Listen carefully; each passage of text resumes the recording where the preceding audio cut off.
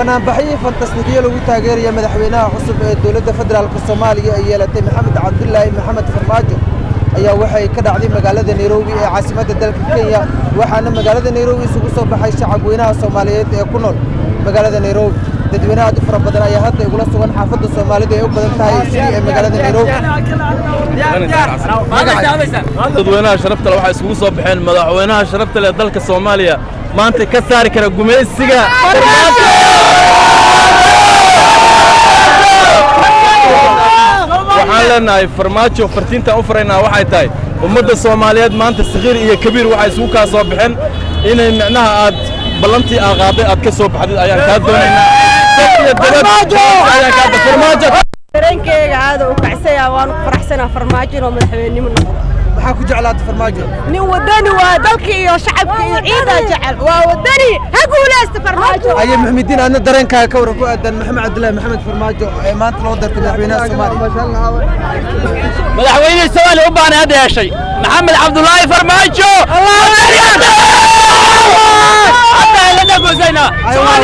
wala dareenkaaga muxuu ku aaday maanta aad iyo aad baan u faraxsanahay waqtigan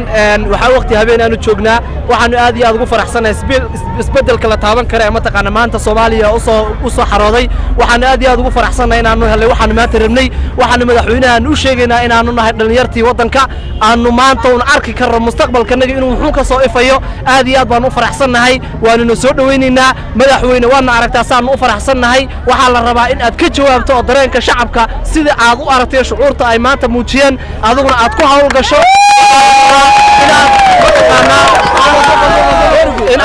inaad mataqaanaa aad sida iyo farxadda naga muuqata aad ku hawl gasho waxaanu rabnaa ninkii annaga wax nala rabaanu rabnaa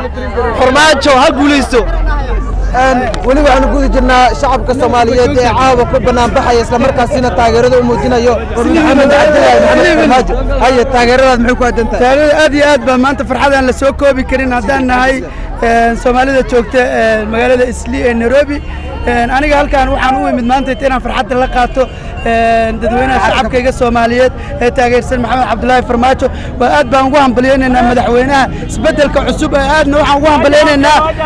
ugu hambalyeynaa xildhibaanada cusub oo isbedelka sameeyay wadaninimada iyo shacabka Soomaaliyeed codkooda ka muujiyay si sax ah oo guul ah maantana Soomaaliya way xorowday waan ka xorownay dawladihii dariska ahaa iyo arrimihii faragelinta shisheeye shacabka Soomaaliyeed ee isugu soo baxay xaafadda Soomaalida ee degtay Islii ee magaalada Nairobi ayaa waxay ku dhawaaqayeen erayo ay ka mid tahay way xorowday Soomaaliya iyo guul Maxamed Cabdullaahi Maxamed Farmaajo gabar Soomaaliyeed ayaa hadda garabkeega taagan ama dareenkaaga ka waran lama qiyaasi karo dareenkayga because waxaan aaminsanahay Soomaaliya inay hal mar midoodo Farmaajona markaa helnay فرحسناي مدحوينها وقت فرماجن waxaa dhiilay shacabka Soomaaliyeed waxa uu qabto wadankana waxa ka bedelo sidii horena wadankii u ahaanin Soomaalida oo Islii joogto si ay u faraxsan oo u jeeda inay noo jaran xamar ay u soo socnaa shacabka Soomaaliyeed ayaa waxay u tahay arintani guul taariikhi ah u soo hoyatay waxayna aad u taageersanayeen muddo shacabka Soomaaliyeed ee ku sugan magaalada Nairobi Maxamed Cabdullaahi Maxamed Farmaajo وانا جالية الصومالية كوسكان مقالة نيروبي عاصمة الدولة كينيا عبد القادر جيجي تلفزيون كصومالي كيبل نيروبي